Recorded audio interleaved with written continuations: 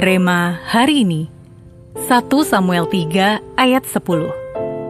Lalu datanglah Tuhan, berdiri di sana dan memanggil seperti yang sudah-sudah. Samuel, Samuel. Dan Samuel menjawab, berbicaralah, sebab hamba-Mu ini mendengar. Daniel adalah seorang Kristen yang rajin ke gereja dan aktif melayani. Namun seiring waktu, tanpa ia sadari, kehidupan rohaninya berjalan seperti autopilot. Ia tetap berdoa dan membaca firman, tetapi hanya sebatas formalitas biasa. Ketika ia menghadapi keputusan besar, ia mencari jawaban ke sana kemari dan malah semakin bingung. Sampai akhirnya, ia mengambil waktu untuk berhenti dan berdiam diri di hadapan Tuhan. Setiap hari, ia belajar duduk tenang, membaca firman dengan perlahan, dan merenungkannya. Kemudian menyembah Tuhan. Awalnya terasa kaku, pikirannya kemana-mana, namun perlahan ia mulai merasakan damai dan kejelasan. Dari situ ia menyadari bahwa selama ini bukan Tuhan yang diam, melainkan dirinya yang belum benar-benar belajar mendengar. Pengalaman ini selaras dengan kisah Samuel dalam 1 Samuel 3. Tuhan sebenarnya sudah memanggil Samuel berulang kali, tetapi ia belum mengenal suaranya. Baru ketika hatinya siap dan ia merespon dengan berbicaralah, sebab hamba-Mu ini mendengar, ia mulai memahami kehendak Tuhan. Ayat ini menunjukkan bahwa mendengar suara Tuhan bukan soal seberapa sering Tuhan berbicara, tetapi seberapa peka hati kita untuk mendengar. Kedekatan dengan Tuhan melatih kepekaan rohani kita, sehingga kita mampu membedakan suaranya di tengah banyaknya suara dalam hidup kita.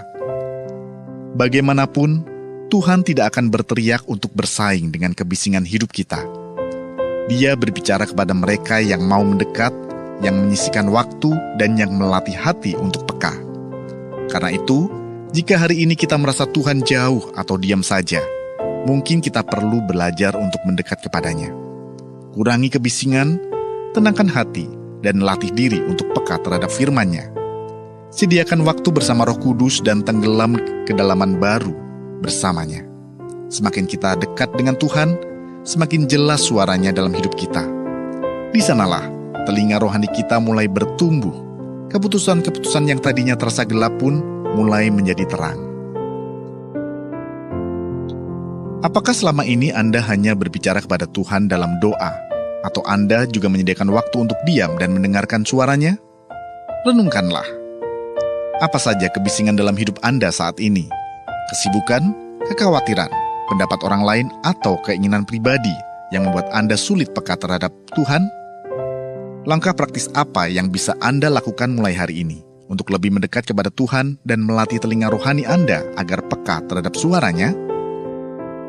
Tuhan, ajar kami untuk tidak hanya datang kepadamu dengan banyak kata, tetapi juga belajar diam dan mendengarkan suara-Mu. Tolong kami menyingkirkan setiap kebisingan yang menghalangi hati kami untuk peka kepadamu. Dekatkan kami kepadamu, supaya telinga rohani kami semakin terlatih untuk mengenali suara-Mu dan berjalan dalam kehendak-Mu. Di dalam nama Tuhan Yesus, kami berdoa. Amin. Kedekatan dengan Tuhan membuat telinga rohani kita semakin peka.